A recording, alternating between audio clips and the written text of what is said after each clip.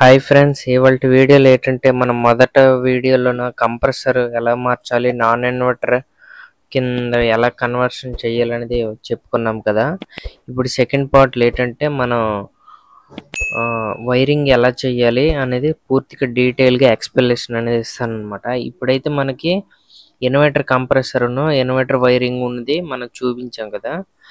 ఈ inverter wiring ఉన్నది ఎలా మనం నాన్ ఇన్వర్టర్ కింద మార్చుకోవాలి అనేది ఎక్స్ప్లెనేషన్ అనేది ఇస్తానన్నమాట.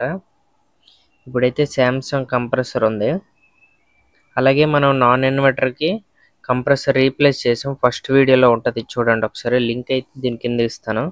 ఇప్పుడైతే ఫేస్ న్యూట్రల్ అంటే కార్డ్ వైర్ నుండి మనకి వచ్చాయి కదా, ఆరెంజ్ బ్లాక్ కలర్ వైర్లు ఉన్నాయి కదా, ఇవన్నీ అనమాట లైట్ స్విచ్ అనమాట. మనం లైట్ ఉన్న స్విచ్ కంట్రోల్ ఇస్తాం కదా, అదనమాట.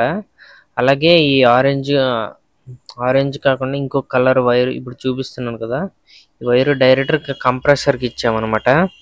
కంప్రెసర్కి ఇచ్చిన వైరు డైరెక్ట్గా మనకి లోన డీ ఫ్రిడ్జ్లోన థర్మోస్టాటర్కి ఉంటుంది.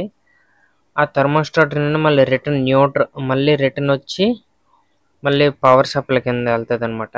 ఈ గ్రీన్ వైర్ నుంచి డైరెక్ట్గా మనం కంప్రెసర్కి ఇస్తామన్నమాట, న్యూట్రల్ కింద. థర్మోస్టాటర్ నుండి వచ్చిన వైర్ అనేది ఇలాగ వస్తుంది అనమాట. లోన్ నుంచి మనకి పూర్తిగా వైర్లు 4 వైర్లు వస్తాయి. అందులో 2 వైర్లు లైట్ది స్విచ్ది అనమాట.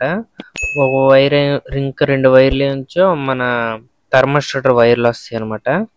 చూస్తున్నారు కదా, ఇలాగ మనం వైరింగ్ అనేది డివైడ్ చేసి చెక్ చేసుకొని వైర్ అనేది ఫిక్స్ చేసుకోవాలన్నమాట.